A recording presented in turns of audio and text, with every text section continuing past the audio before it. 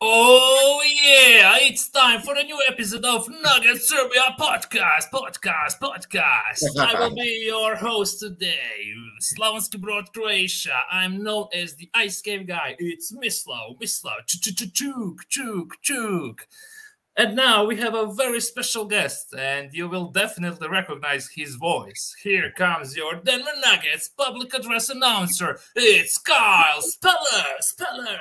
Yeah! Make some noise for your Nuggets Serbian podcast, baby! Let's go! Hey, how you doing, Miss Love? All right. I'm so happy when I see you. Like, I'm having goosebumps right now. Like, you have an amazing voice. I'm so happy to have you. So, tell us, how are you in general? Like, how are things in Denver? Is it snowing? Is it cold? You know what? I've been talking about this all week. It has not snowed here. Right now, it is 70 degrees, over 70 degrees and sunny. And we're like getting concerned. Where's the snow? Where's the snow? Especially this time of year. And so, but yeah, it's been warm. I've got shorts on right now and oh just my God. in and out and yeah. And so, but I'm having a great time. The fellas, they're on the road right now and just kind of grinding through it. And but I'm back here and can't wait to get them back home to keep them moving forward. Oh yeah, we're also waiting for that. I don't think it will be a good road trip. We'll see. But you never know, yeah. It's just an opportunity for other guys to really step up, and we've got our MVP back, and so hey, we've always got a chance with our guy on the court. when we have Nikola, like we just need like 6 random persons there, like, and we'll be fine. Yes. So before we start our Nuggets talk, I would like to start with you. So how did you realize that you have a talented voice? Oh, it started when I was actually a kid, a young child. I'm originally from New York, and so as a kid, I had an uncle that was in radio back in New York City, back in the 70s, and during that time when DJs and disc jockeys were really on the scene, and I used to listen to him on the radio as a kid and imitate him and different things like that. And then I had another uncle as well that had gone into radio, and he started out here in Colorado. He had moved out here with us, and so same type of thing, just imitating him at an early age, and at some point later on down the line in college, that's when I kind of began to understand about voiceover and learning about that part of the industry, and I dabbled in radio as well on the college campus, and when I began to hear my voice in the microphone in headsets, I could start to hear some things, and I just kind of played with it all along the way, and have kept moving forward. But it's just, for me, it's been all God. God blessed me with the voice, and everybody has got their own unique gift and their own unique talent that they've been given, and that's what's been given to me. And so it's just an honor to be able to use it, and I'm just having a great time. So it's like a talent or God's gift. Do you think it can be like practice, if you practice really hard, or it's just like hard to achieve that without a talent inside you? There's 2 different points of it. There's the sound that I have, and that's the voice that I've been given, the type of voice, and that's you can't practice that. It's kind of like I can't practice Nikola's his court vision and his passing ability. I can't really replicate that. that was given by God, and so but other than that, the skill set and using your voice and everything from projecting to using microphone usage, angles, all sorts of using your diaphragm, all of that, those types of things you can definitely practice. So I listened to your voice samples on your website, and I must say I'm impressed. Like the variations of things you can do. Like, to me personally, 2 favorite ones are of course the Nuggets voice, and then your smooth jazz voice. Ooh, Can you show us your smooth jazz voice? Oh yeah, jazz. Oh, silky smooth. We are listening to the sounds of Nuggets Serbia podcast. Make some noise, baby. Let's go. Oh my God, this is such a great material. I'm so happy to have you here. Like, I wanted to ask you, like, when you do the Nuggets voice, does it hurt your throat? No, not at all. So one of the things I did as well growing up, I sang in a choir, and I didn't sing a solo, so I wasn't on the, you know, I wasn't the featured singer, but I sang in a choir, and I've also played instruments and whatnot, and had that kind of musical background, and so in that process, one of the main things that you learn is how to use your diaphragm and how to project not through from your throat, but from your diaphragm in your stomach region, and that's what I've been doing, and that's what I continue to do, and so no, it doesn't hurt my throat at all. It did hurt mine when I tried it, but I need to use the diaphragma in Croatian. I forget. How do you say it in English? Diaphragm. Yeah. Pronunciation problems. Yes. I forgot how to English. Don't worry. So I mean, the technique is you tighten your stomach. You just kind of tighten your stomach, and you push from there. And yeah. Oh, okay. I will. Oh yeah! Oh no, it's going from the throat again. Yeah, no, don't do that. I'm nervous now because I'm here like live, not live, but we are filming. So I'll practice at home later, and then I will try. But it's a good advice. Put your hand on your stomach and push. Yeah, there you go. Should I push the hand or the stomach muscles? You push your hand with your stomach. So let me try. Yeah. Ha. And when you yeah. Okay, I will stop. Next time we talk, you'll have it down. Yeah. Next time I'll also have the smooth jazz voice. Yay. So I'm sure you need to protect your voice. So are there any lifestyle routines that you need to follow to keep your voice safe?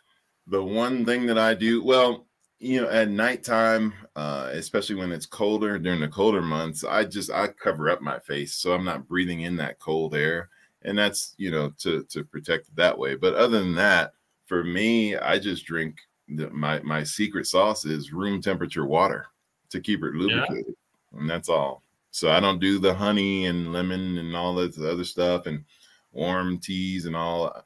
Just room temperature water is what is good for me. And just to keep your the pipes lubricated, and that's all. Can you sing in a shower? Oh yeah, that's allowed. Huh? Oh yeah, I can. I'm sign me up. But I could get a recording contract in the shower. So can I? Yeah, yes. I must say.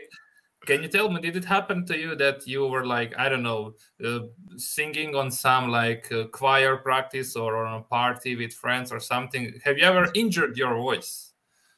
No, I sure haven't. And that's for the grace of God. And no, I've always been. There's been times when I've just because of either allergy season or something along those lines where I'll get raspy or real hoarse or that type of thing. But other than that, I don't push it that hard to where I would damage anything. And so but it's just all God's grace. That's the only thing I can say. It's not really me. Yeah. I wanted to ask you, like, did you ever have a cold or something, sore throat, and you needed to go to work? How was that? Oh yeah. So it's happened to me a few years since being with the team where I've done games and I had bronchitis and I still I did it softer, but I still did it.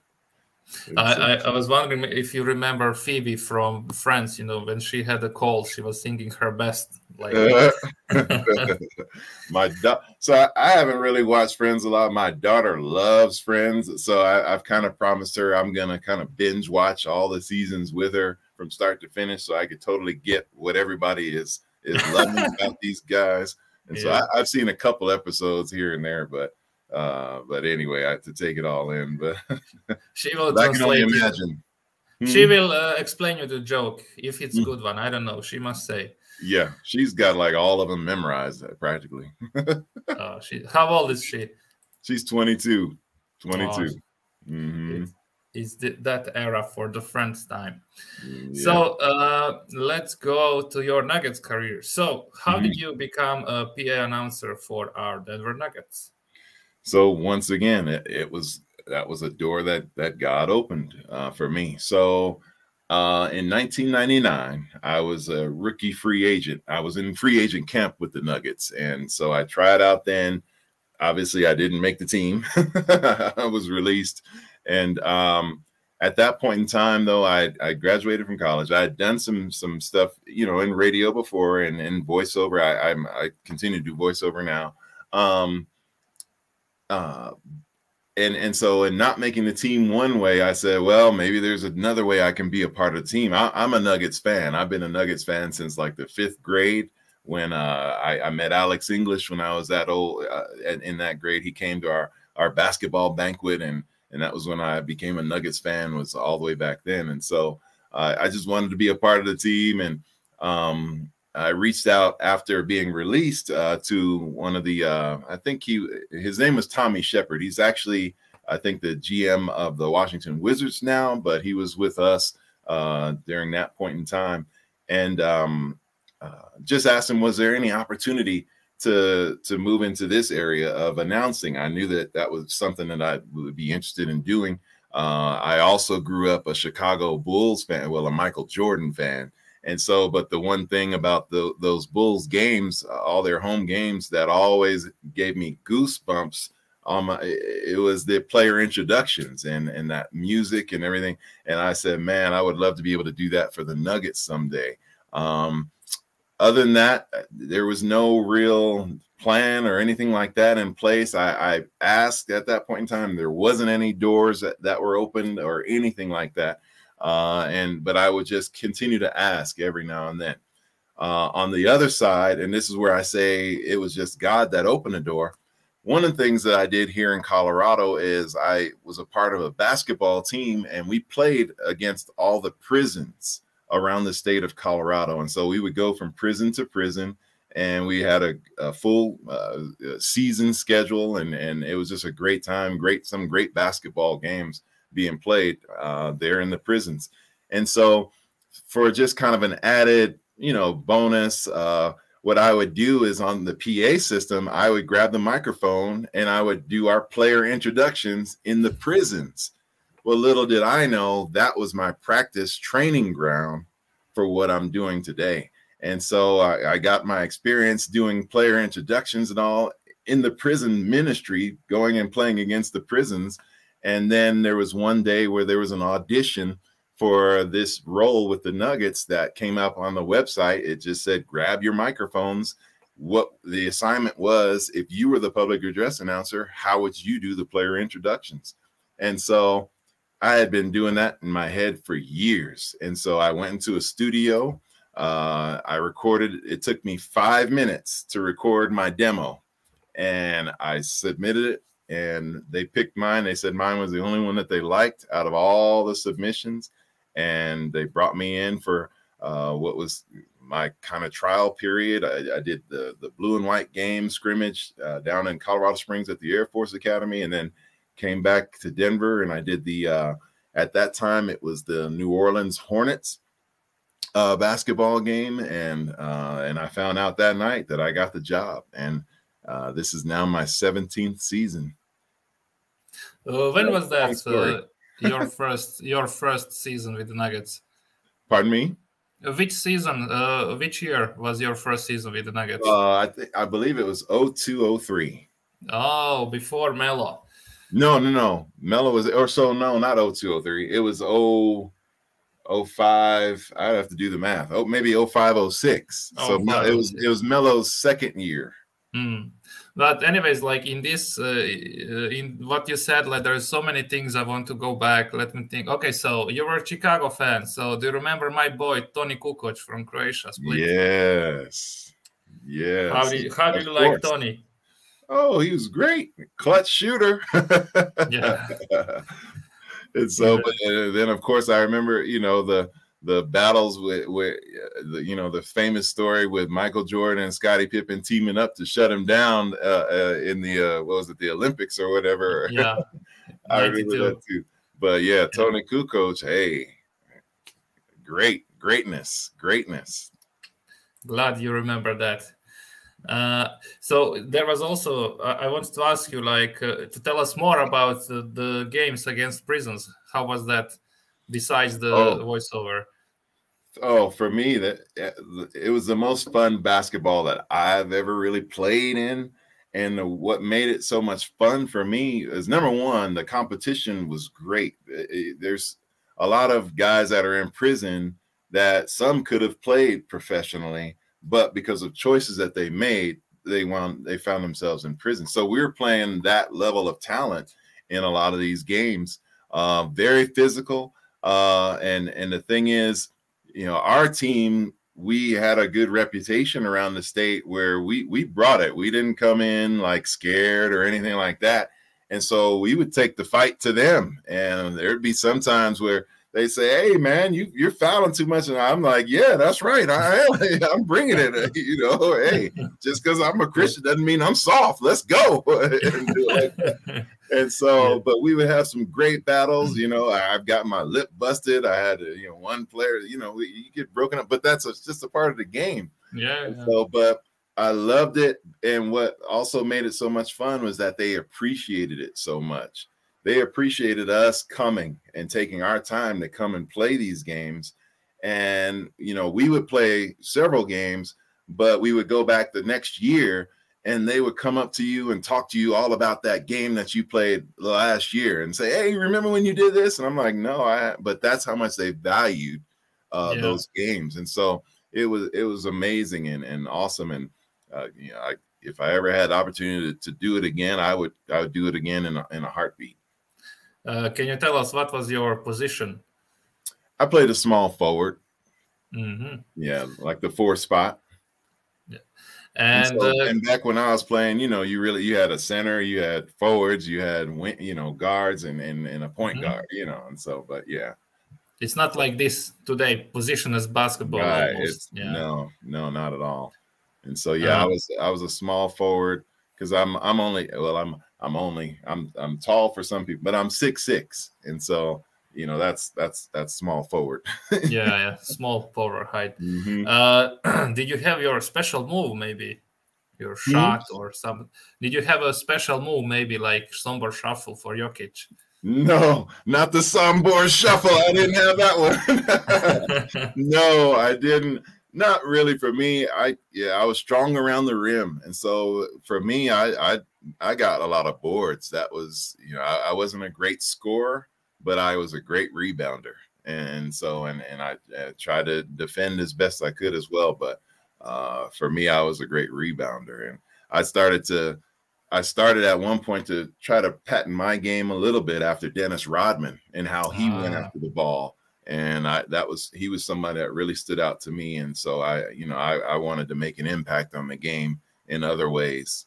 And so now when you're past your prime basketball time, did you have any nugget that reminded you of you when you were in your basketball prime? I may be hinting like Kenneth Farid with his rebounding, or there's somebody else also. So for me, one of my favorites. So Nikola he's now becoming more and more my favorite nugget of all time as more and more time comes by, because I just love the way he plays. But for me, the player that I would think that reminded me the most of me would have been like Kenyon Martin, and he's my favorite nugget right now.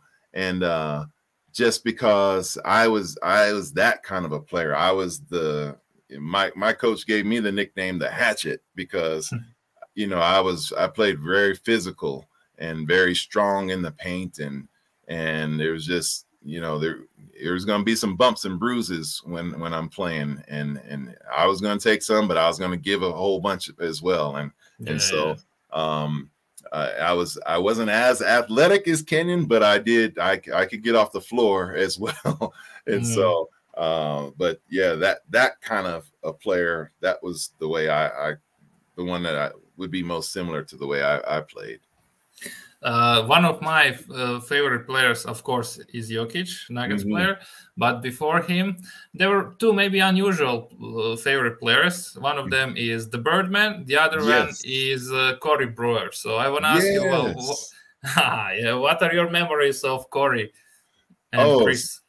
C-Brew. I love Corey Brewer. My wife loves Corey Brewer as well, because Corey Brewer, although small in stature, he was tough as nails, and he was an impact player. I love players that make an impact on the game that don't get tracked in the stat sheet, in the stat column, and he was a ton of that. And he could defend, he could attack, and I just loved his aggressiveness. He was one of those guys that played at 100% all the time. His motor was always running, and you know, he came off the bench for us, but he was an impact player. He was a momentum shifter and a momentum changer. And that's what I loved about Corey Brewer. I love C-Brew. That's why I'm trying to tell the guys, you know, in the podcast, we have 4 hosts. Me, I'm an older fan. Like, I started to follow Nuggets after 2004 Olympics because of Melo. You know, everybody was like, all of my basketball friends here in Croatia, they were like, oh, LeBron James is my favorite player now. And I was like, no, I will take Melo, you know. And I stuck with Denver, and I'm glad I did. What was my point? I forgot something. Melo. And the guys came here, you know, after Jokic. You know, they're bandwagoners. Boo, Voya, I see you in the background. So they don't understand my love for Corey Brewer, and all the old Nuggets fans. They know how much we loved Corey Brewer, and we still do. And you know what was my favorite thing about him? He was always smiling. Like, smiling, so positive, so positive. And happy. Yes. He would smile and beat you down at the same time. That's the best part. Yes. And about the Birdman, how do you remember him? So I love Birdman. I love number 11, Birdman. A part of the reason I love him is because, number one, I have a good relationship with him. I have a friendship with him, and a part of, you know, I feel like I was a part of his evolution into Birdman a lot as well, because when I saw him in my mind's eye, I saw him as a superhero, and that Birdman was there was a cartoon I used to watch when I was a kid, and it had that same kind of call. I forget what the name of the cartoon was. It might have been. It wasn't the Fantastic Four. Anyway, doesn't really matter there. But that's where I got that Birdman call, and I would do that, and that it was kind of that superhero character, and so from that, you know, of course, that evolved, and all the wings and all the I had one T-shirt I remember that was given to me. That it was his image of Birdman as well, and he was as a superhero, and it was just fun having him around, and he always brought excitement as well. He you know, coming off the bench as well, he was just a workhorse. He was a workhorse. He brought energy, he brought excitement, he made plays, he made intangible plays. He wasn't like a great scorer, but the when he did score, the ways he scored were enough to excite and ignite our crowd, and our crowd is a big factor here at our arena. And you get the crowd going behind you, it all transfers, and that energy just kind of fills the building, and we all feed off of each other. And Bird was a big part of that. Big part of that. I remember when he had 3 blocks in one possession against Dallas. Oh, that was and he come down, and I mean, I'm jumping out of my seat. Everybody, it just fires up everybody. Just fires up everybody. If you didn't get fired up off of his play, you didn't have a pulse. Yeah. So you said like you're friends with him. Then you must be a friend with our friend Steve Hess. We had him on the show before. That's right, brother. He is just like a ball of energy. Like I love him. Yes, absolutely. So I miss him I around. yeah, Mhm. but I wanted to ask you if you're good with Chris. Mhm. Would you mind asking him if he would like to join our podcast once? I would love to have him. Right. I don't have his contact information, but I know who does, and so Oh, I can get a hold of him for sure. I can definitely thank get a you. hold of him. It And will be my dream coming true. okay, I'll pass on your info to my contact for him, and let's, you know, preferably that can happen. Yeah, thank you. So Mm-hmm. let's move on. I wanted to skip back on the things that you mentioned. Like you had tryouts as a rookie for the Nuggets. Can you tell us more about the process, or who were the coaches then? Was there any like future NBA star near you or something like that? Right. The people that who the coach at that time was Mike D'Antoni. And then the GM at that time was Dan Issel. And so I have a relationship with Dan Issel. And when I first graduated from college, I worked for an organization called the Fellowship of Christian Athletes. And so Dan Issel, he was one of my supporters. And so just in conversation at whatever kind of way, we wound up being arranging or whatever for me to be able to try out with the team. And so the original time that I was supposed to try out was actually in 1998, but that wound up being a lockout year for the NBA. And so then in 1999 is when I actually got to try out. And so, but he was there. Mike D'Antoni was the head coach. The players at that point in time that were a part of the team that were in my camp, the one that actually made the team was Ryan Bowen, who he's one of the assistant coaches right now. And then there was also, was it Johnny Hodge? I think it was Johnny Hodge. He was also in camp. There was another guy by the name of Chris Herron that was in camp. He played at Fresno State. Then there was also, oh my goodness, Charles. What's Charles' last name? I forget his last name. He was a part of actually what kids are going through right now, as far as players in college being able to have their name, image, and likeness, their NILs. He was a big part of that process. Charles O'Bannon. And he was in camp as well. Those are some of the individuals that I remember being a part of that. But it was kind of a rude awakening for me. I wasn't prepared the way I should have been, and so just looking back, if I would have been able to been prepared, maybe I could have made that roster for their summer league team. But any case, ifs and buts. That's all. Yeah, but I was glad to have the opportunity. Yeah, still good. Like you're working for your favorite NBA team. I think it's a dream coming true. Absolutely. And the thing is, I get to be there, and I'm fortunate to have been there year after year after year, where if you're a player, you come and go. Yeah. And you're always there. I wanted to ask you, so you said you had that you were a part of making the Birdman happen. So I wanted to ask you, are there any other players that were like thanking you, like, hey man, like you're cheering for the crowd lifted my spirits up, or like something like that? Like, did you make some special connection with your voice to the players?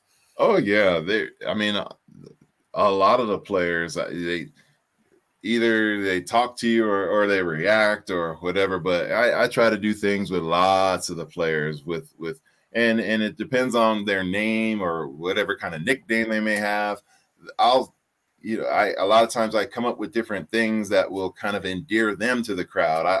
One of the things that I love about announcing are my announcements that are we kind of refer to them as call and response announcements. And so where I say, if someone hits a 3-pointer, I'll say 1, 2, the crowd knows to say 3.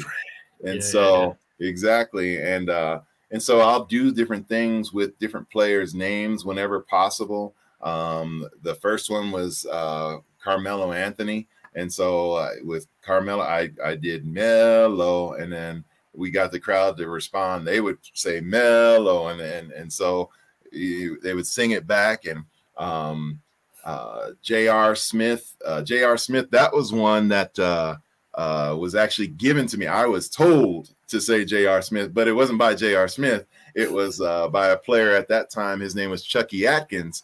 And he just walked over to the scores table before one of the games, and he said, from this day forward, J.R. Smith is now known as J.R. Swish. And so I loved it, and I ran with it that day and ever since. And so that's where J.R. Swish came from. And I get credit for using it first, but Chucky Atkins is the one that gave us the name. And gave him the name. And so I don't know what all the backstory is beyond that, but that was how that happened there. Gary Harris, before he went to Orlando, we had it where I would sing Gary and the crowd would say Harris, and you know, those types of things. And so just always doing little things with Facundo Campazzo. He speaks Spanish. He's from Argentina, but he speaks Spanish. And so when he hits a three, I'll say uno, dos, and then the crowd will say tres. Now I tried that with Nikola initially, but no one knows how to say three in Serbian, so it didn't catch on. Yeah, but I tried it a few times. But the thing is, like, three in Serbian is three. Okay. So it's. We can show you, like, one is jedan, dva, tri. Jedan, dva, tri. Jedan, dva, three. Okay. Yes. We're gonna do it. We're gonna do it. Yes. And I'm gonna have them create the graphic on the big screen to help the crowd out. We're gonna get it done. We're gonna get it done this season. If you need any help, just let me know. I will write you. But like, jedan is one, dva is two, and in English is three. In Serbian is three. So basically all the same. So it will be easy. Jedan, dva, three. Three. Jedan, dva. Okay, we're gonna do it. I'm so happy we're here together. Yes. We gotta get it done. We're gonna get it done this season. I love it. Oh yeah! Yeah! Yes. Do you remember the first play ever that raised your first play ever that raised the roof? I mean, if somebody else dunked and you were like, you know, lifting the spirits. Do you remember what was the first play ever that like breaks the roof? I don't. Now I do remember when it was my audition kind of period. It was the blue and white scrimmage down at the Air Force Academy, and Lennis Kleza.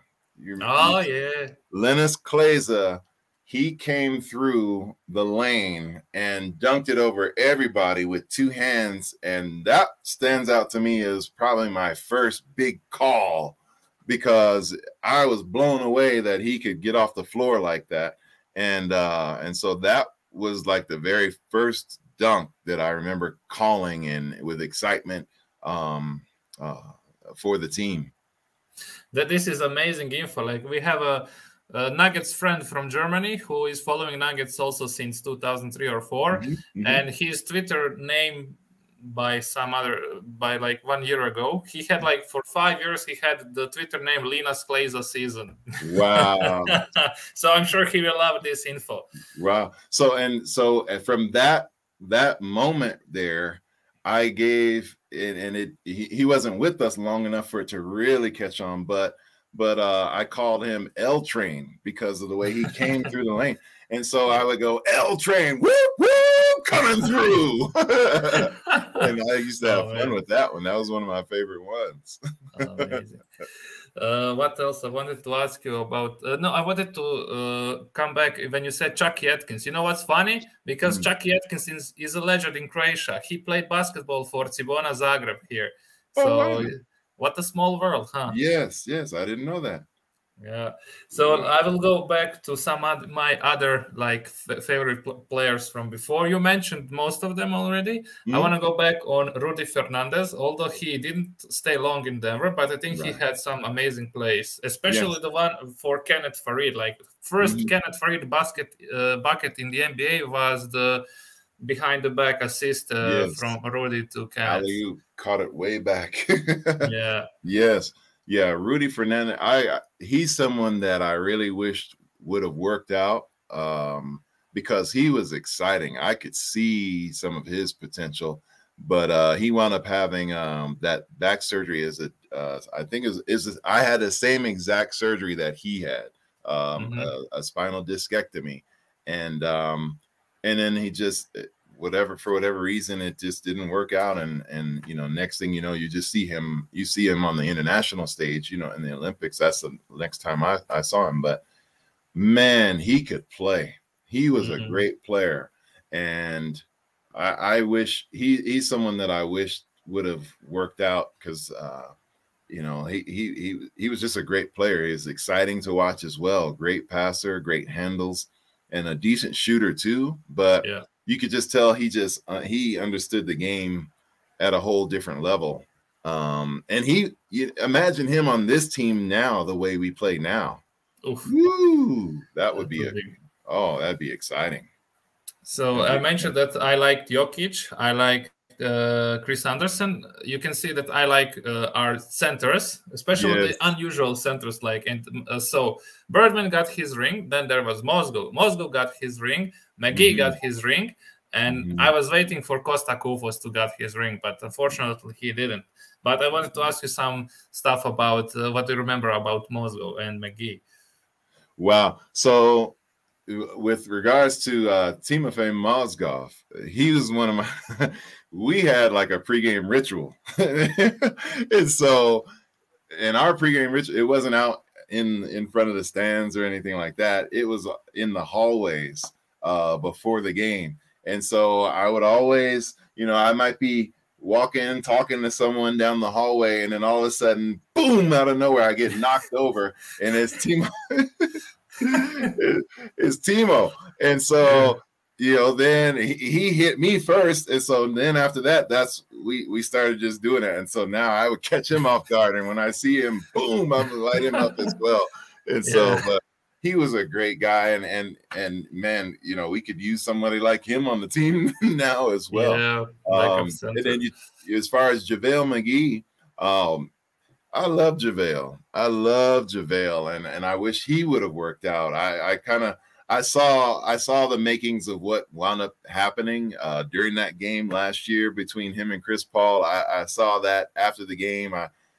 Before it was even publicized, I was watching the game, and I looked over to my wife and I just said, "Oh man, Chris Paul is in his ear. We're gonna see what's gonna happen to him next year." And sure enough. There he is. And you know, the thing with JaVale, I always thought JaVale, he's an athlete. A lot of guys are tall. You got 7-footers, but they're not as athletic. But JaVale can fly. He's got like a 24-inch vertical or something like that for a 7-footer. You know, he's catching balls out of the air and can just kind of dunk at will. And it's incredible what he can do. And I always thought that he could be a great player because of that skill set and because of that height and whatnot. And so he's still working, and he's a great workhorse. And I know him as well, and he's a really great person as well off the court. And I know his mom, and so big fan of his also. Yeah, I'm also a big fan of his. But when he was in Denver in the first stint, my friends from here know that I'm a Nuggets fan, you know, and in that time they were not, you know, doing the best, but what everybody knew about the Nuggets was McGee and his bloopers, and I was like, don't do that. He's such a great guy, you know. He had such a bad picture in the media, but he was actually such a beautiful person, such a nice guy, smart player also. His first game for the Nuggets, he came from the bench against the Detroit Pistons, and he made the winning putback dunk It was like he was fighting with Greg Monroe for the rebound on the free throw. And somebody missed, I don't know, Gallo or somebody missed the free throw, and he jumped in the air, waited for the ball to go down, so it's not offensive interference. Goaltending, and he dunked it. Yeah, he was waiting in the air to ball to go down, and then he dunked it. That's a smart, intelligent play. So shout out to Joel McKee, my man. Yeah, he's very intelligent. He's very smart. He's next level in that area. And so yeah, he's misportrayed by, of course, the Shaqtin' a Fool and all that stuff. But yeah, he's a very intelligent and very smart individual. And I remember one game with him, it was the playoffs. We were playing the Lakers, and for whatever reason, he hadn't played in, like, I forget which year this was. They didn't use him until like the very last game of that series, or not the last game, but I don't know. But anyway, when he came in, we really competed, and it changed the whole dynamic of the game. And no, it wasn't against the Lakers. It was against Golden State. Golden State, we were playing small ball, and when we should have been playing and using him, and when we did, it made a big difference, but it was kind of too late, and we had already pretty much lost the series at that time. And so, but yeah. When you think about it, like, that could have changed it brought the revolution of basketball. Like, if McGee played and we would beat Golden State, maybe this small ball revolution wouldn't happen, but it was awakening of the Golden State, like. Right. I was so And Golden State, they were coming anyway, so yeah. They're back right now too. They're back right now. I'm like, whoa, what's going on here? Yeah, I like ran away from the feeling like a few years ago. I was like, oh my God, we just need to wait for Steph Curry to retire or something, because nobody will win championship when they are playing. And then they got injured and everybody wrote them off, but they're coming back and coming back strong. They are back. Yeah. Did you have maybe some special moments with the biggest superstars from the opposing teams, like Steph Curry or Kobe Bryant or LeBron James? Well, not really big moment. I mean, it's like one of the big moments that I can think of that just stands out for me was it's one that I'll never forget. It was Kobe Bryant's last game in Denver. And so introduction wise, I was instructed to not really go over the top a whole lot with the introductions for him, but we did want to honor him. I couldn't help it. And so I went all in, and I gave him a big introduction. I had written down some things because I wanted him. I appreciate the greats, I really do, and so I'm glad I did. I'm glad that was one I had to apologize. I did it. And that was one of those I did it, and I'll apologize later. But that particular night, it was ESPN carried it as well, the introduction and all that. And I'm glad, especially with what has taken place since, that I did take that opportunity to honor him in that way. There's different. I have like a different relationship with players and with different stars and all that stuff, because I'm also the team chaplain as well, and so I get to engage with different players that way as well. And so for me, I'm not really ever like starstruck or anything like that with the players. They're just players, and they're just in my eyes, they're just young men that are trying to figure out life just like we all are. They have their special gifts and their special abilities. But outside of that, they're just like you and me, and they have same problems that you and I have. They have same, except for theirs are a lot of times magnified because of who they are or because of the resources that they have. And so I don't ever like I said, get starstruck or anything like that. I have different special moments with players, and those would just kind of, just be between me and them, and do it like that. But other than that, it's just different little things. You know, there's a former player, Sam Cassell. He's a coach right now, but when he was playing with the Clippers, and this was, you know, in the early days for me, and I would announce his name. I would say Sam Cassell, and he hated that. And so there was one game where he turned around and cursed at me and yelled. He says, "Hey, MF," and so, but to this day, we laugh about that every time he comes to town. And when he comes to town now and he's working out guys pregame, I'll get on the microphone and I'll say, "Sam Cassell," and he'll turn around and point at and laugh and all. And so, you know, there's lots of different little stories. So I wanted to ask you about your chaplain role. So if you can talk, like, what is your task there, or what is your role within the team? Oh, so for me as chaplain, my role is to serve. I'm not there to serve. I'm not there to be served. I'm there to serve. And so I'm just there as a spiritual support for any and everybody that's within those walls of that arena. And so it's, whether it's players, coaches, whether it's officials, whether it's the hot dog stand vendors, or whether it's the security folks, or whether it's the ushers or the greeters, I'm there to just help and be in position to just serve them in a spiritual manner. And so, you know, different people, there's, you know, I think of some of the people that are, you know, that no one sees, that are, you know, behind the scenes. They're in the stairwells guarding the door and making sure that, you know, the people are safe. You know, I'm there for that person. You know, I'm there for the security people that are there, the you know, all of those people, and then as well as the players as well. And so for the players, different ones that choose to do so, we have a service before games where I just give them a little nugget of information, you know, and just praying for them, praying for their families, and just supporting them in that manner. And so it's not like a paid position or anything like that. It's a total position where I get to serve. And that's the blessing of it. And so for me, I always feel like, you know, a part of, like I said, is all God's plan, and a part of his plan was for me to be in that position, and the announcing is just kind of the icing on the cake. Yeah, that's great. That's great. So I wanted to ask you, since MPJ is also a man of faith, how do you think it will help him, like, to come back after the third back surgery? I mean, that's the only thing that's going to help him come back after the third back surgery is his faith.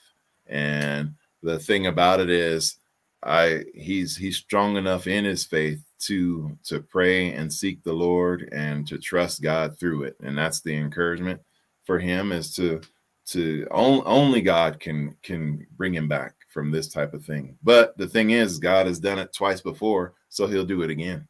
And so, not concerned about that. Not, you know, we're just going to trust God and trust the process. How about that one? I love the spirit. So I wanted also to ask you about NBA 2K. So I know you love it. So tell us, how did that go? Is that your first time doing it for them, or? Yes.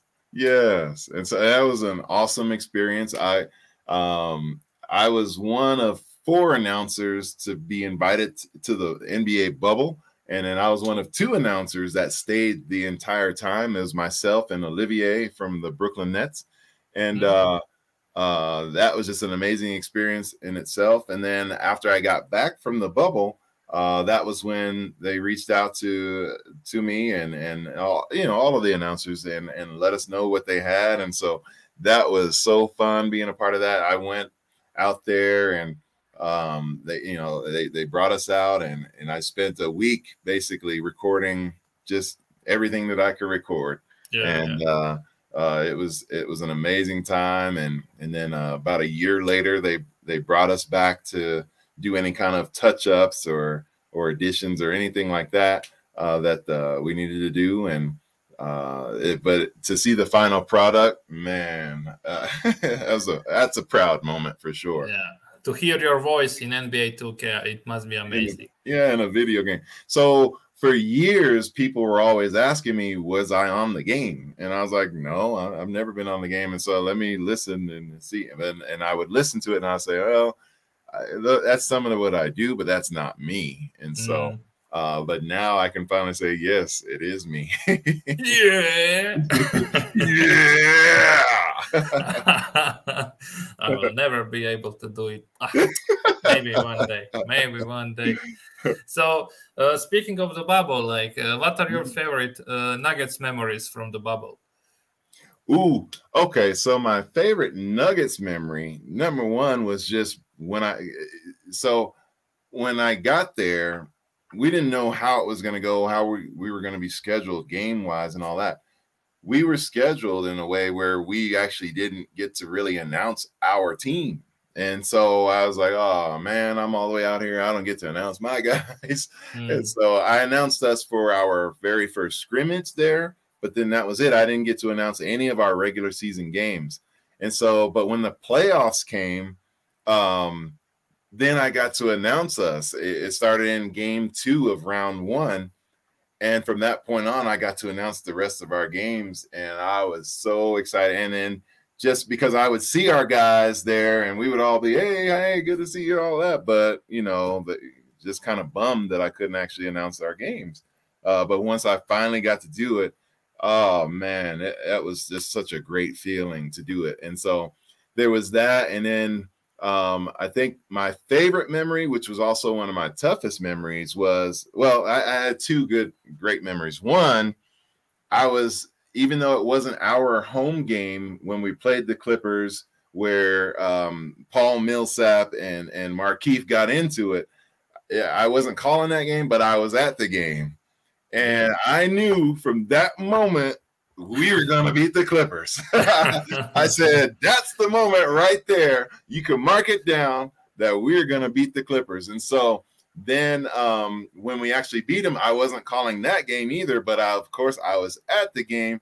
And our owners, Stan and Josh Kroenke, they were there, but they weren't quarantined. I mean, they weren't able to come down into the section, into the arena, because they hadn't gone through the protocols and you had this quarantine for 7 days or whatever before you could come into the bubble. And so, but they were behind the glass, and, you know, I've seen, you know, Josh and Mr. Kroenke in passing and just, hey, hello, and all that.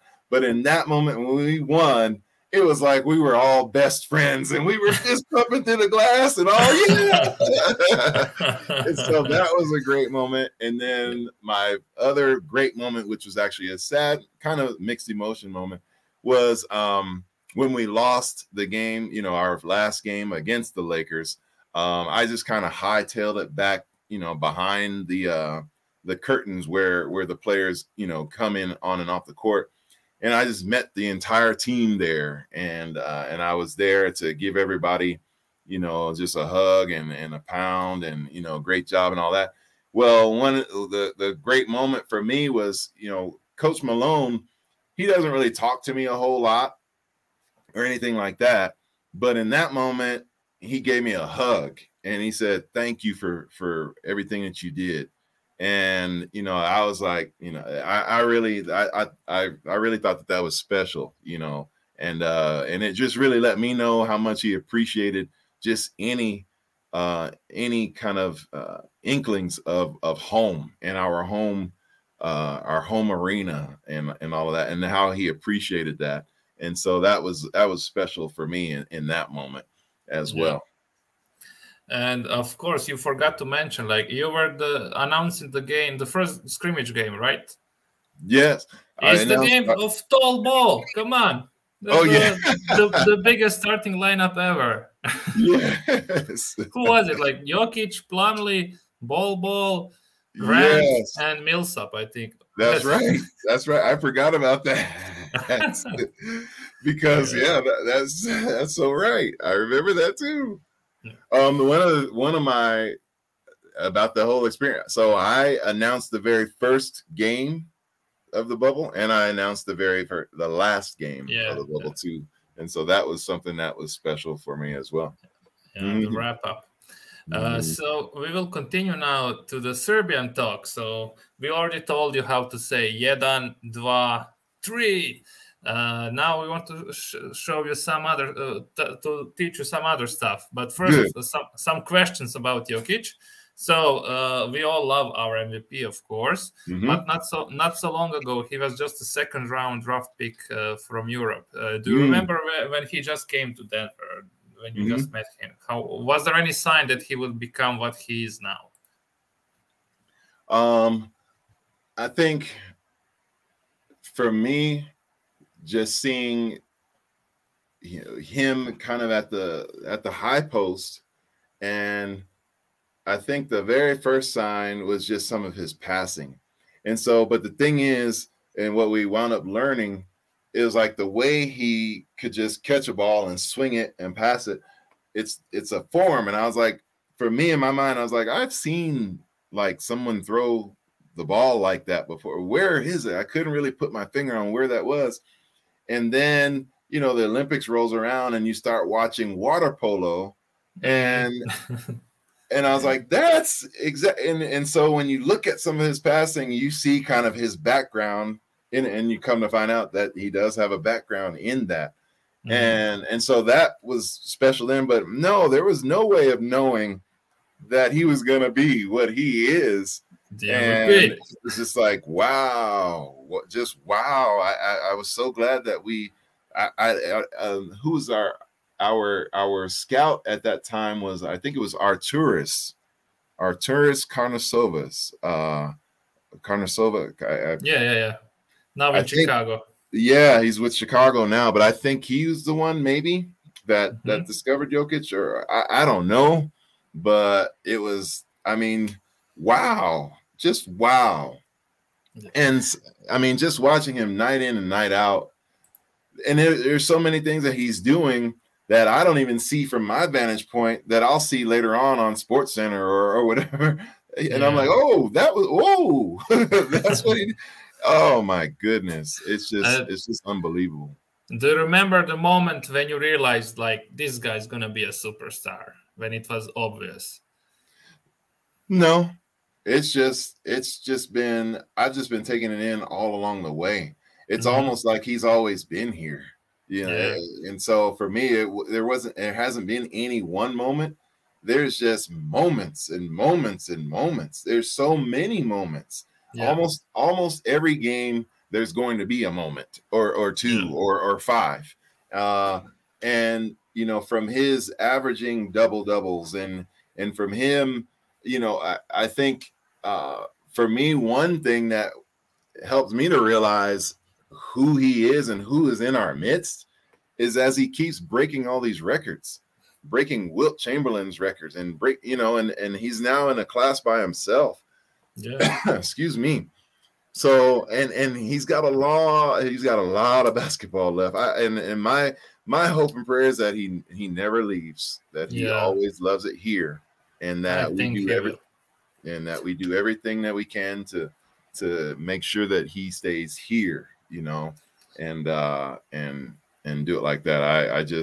I between him and and his brothers too, I love those guys as well. I'm just so excited for them. They're brand new baby, all of that, and I'm just so excited. He's gotten married now, and the thing that just is just so special to me about him is his humility. He's just so humble, and it's like he's not caught up in all of the hype and all that stuff. He's continuing to grow, and he's growing and maturing right before our eyes as well. And he's just special. He's just special. And I love our culture. For me, I love the way we play. I love when I describe our team, I describe us as selfless. We play selfless basketball. And that's directly because of him and his impact. And I'm just so grateful. Our team is a team. you know, when guys come and play with him, they're like, oh, I love play. He's like the best kept secret in the league as well. And so I'm just hoping that we get rewarded with a championship sooner than later. And that's my thing. Yeah. So, you know, and the way he and Jamal work together, but hey, he works with everybody great. But the way him and Jamal have a special, seem like they have a special bond as well, and a special connection, I should say. And I can't wait to get Jamal back healthy, and they continue to keep moving forward.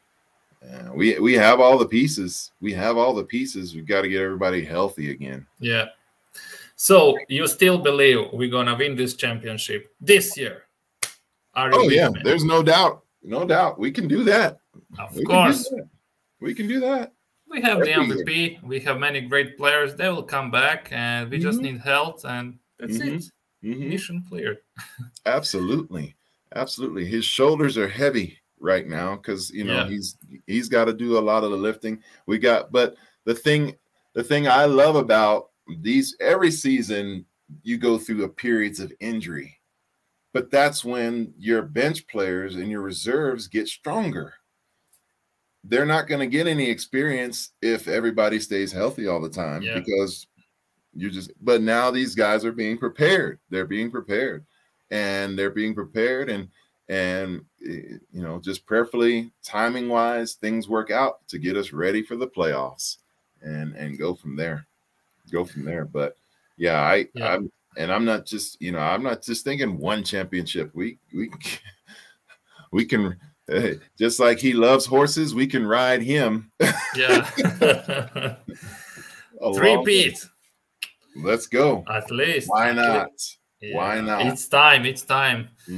So before we let you go, we wanted to ask you, for our Serbian fans, like when we watch the games on TVs, we don't often hear in the arena voice. So can you show us how you introduce Nikola Jokic?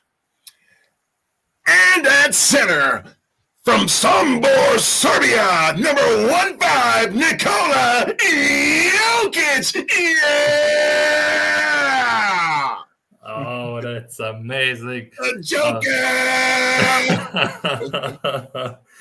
Okay, so that's great. And now we want to enrich your Jokic chant. So we want to teach you something in Serbian. Yes, I got my pen ready too. I'm ready to go. Let's go. So we want to teach you how to say "Let's go Nuggets" in Serbian. Yes, it's "Idemo Nuggetsi." I would tell you how to write it, like write E and then like demo version of something. Idemo, and then Nuggets, but we say Nuggets E. So Nuggets E. Idemo Nuggets E. Idemo Nuggetsi. Idemo Nuggetsi. Whoa, that's amazing.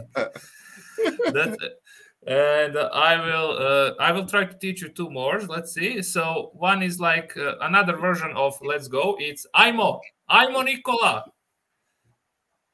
Ajmo Nikola. Yeah, Ajmo is like I plus mo, and then Ajmo, it means "Let's go Nikola." Ajmo Nikola. And this one is for the fans, so maybe it will not. Nikola, Ajmo, or Ajmo, Nikola, yeah! That's it. Yes. Jokic will love it when he hears that. Yes. So, I have one more, but that's more for the fans. It's like put your hands up in the air for the fans, but they will not understand. But anyways, let's try to teach you. So it's again Ajmo, like you used before, and then ruke gore means hands up. So ruke gore, Ajmo ruke gore. What's the last part? Ruke gore. Ajmo ruke gore. Ajmo ruke gore. Ajmo ruke gore. Ajmo ruke gore. That's it. Amazing. Yes. Great. And that means put your hands up? Yeah, put your hands up in the air. Yeah. Yeah. Jokic will, like, when he hears that, he will come like, where did you learn that? And you will say, oh, I have some friends from Serbia and That's Croatia. right. That's right. So, and before we let you go, I want to ask you, like, if you are good with the Nuggets DJ. Yeah. Pause the music. Oh, I wanna, like, to share some songs maybe to put for Jokic, like Yes. U tom Somboru. It's about his Sombor. But anyways, it's hard to, like, translate. I will send you in the email 3 songs. U tom Somboru, Ringispiel, that's the song that was his wedding dance, and his, like, celebratory song from the bubble, it's Ne može nam niko ništa. But you don't have to write it down. I will send you an email. Do that. Send me the links or the MP3s. Yeah. I'll get it to our DJ, and we will be ready to go for this next game. Yeah, I'm so happy to have you, that you joined us, like, not just as a Nuggets fan, but as a person. You're so positive. Yeah, I see that you're a man of God, and that it's, like, bursting out of you, and it's spreading. So I'm really happy. It's midnight here, and I'm ready to sleep, but I'm so energized. By having you here. So I will go a little bit more. I forgot to mention two people. The professor, Andre Miller. So he was also a dear player of mine. Can you share something about him, like good memories? So with Andre Miller, he's one of my favorite players that has played here as well. He was here at the beginning when I started. There was a nickname for Andre Miller that kind of describes him and who he was and how he played. The nickname was One Speed because Andre was just cool, calm, collective, and he only did things one speed. But he was so effective. And one of the things I did as well, I used to coach my sons. I've got twin sons. They're 20 years old now, but their club team, their AAU team, their basketball team, I used to coach them. And I taught the team one of his back down kind of spin around moves. It was something that Andre he definitely patented that move. And I taught them that, and I just called it an Andre Miller move is what I loved Andre when he was here. I remember we had a Nuggets bowling night where we were all at this place called, I think it was called Lucky Strike or something like that, where you go bowling, and it was a night for the fans and all of that. And I just remember Andre Miller, One Speed. He would walk up to the lane and just real smooth, and he would do a little dance side to side and then roll a strike. And I'm like, whoa, what are you doing? There was nothing he couldn't do and do it well. And just loved him, loved Dre. And Mr. Big Shot. Oh, okay. Well, see, so I go back to his high school days with Mr. Big Shot. So that organization I was talking about, FCA, the Fellowship of Christian Athletes, he used to attend my huddles at his high school, George Washington High School. And so I've known him since he was in high school. And what can't I say about him? He's one of our pride and joys here in the city. He's known as the King of Park Hill. His beautiful wife and family, his daughters and his mother and father, and just everything he's done for the community. And he's a great player, great coach, and an even greater human being. And so he goes down as one of my favorites as well. I really wish he could have been a part of our front office or some kind of way involved with our team instead of with Portland. Boo, Portland. Yeah. So, but I'm happy for him. But when he was here, that was one thing that he was the reason we went to the Western Conference Finals back then. Is because of his leadership. Everything rises and falls on leadership, and you have to have a strong leader. And he was the one that was able to bring everyone together. Carmelo, Kenyon, Nene, all those guys together, and get us on the same page, one accord, to go and do what we did. Now, I truly believe that we should have beat the Lakers that year. I thought we should have swept the Lakers, and then I know we would have swept Orlando, and we should have already had a championship. But I guess they just saved it for Nikola. Yeah, it will be sweeter, I think. Well, if I continue to go through many other nuggets, like we would not have a topic to discuss for the next time, and I hope there will be a next time, and we can keep going anytime.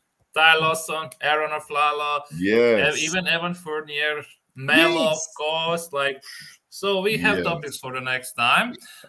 Thank you so much for coming, and I hope you will use those new learned words in the arena. And now we will have an outro in like 10 seconds, but please stay after that just to say goodbye. So can you tell us, can you do the outro for this show? Can you say, thank you for listening, Nuggets Serbia podcast. Let's go Nuggets.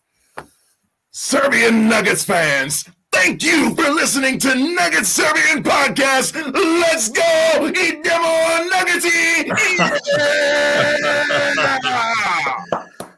Nugget Srbija, YouTube, Facebook, Twitter, zvonce, stisnite, like, share, komentar, MySpace, na blogu, u novinama smo sutra, gledajte nas.